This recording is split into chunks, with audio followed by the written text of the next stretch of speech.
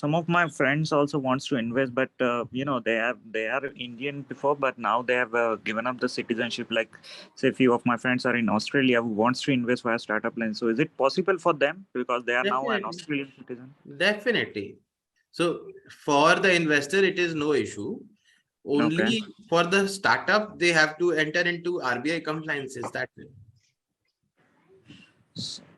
Sorry, so do they have to open any special account for that? Nothing has to be done by the investor. Only Okay. it is the compliance from the company receiver's end. Okay. Investors Okay. don't have to do any kind of compliances, nothing to be done. They All can right. definitely invest directly.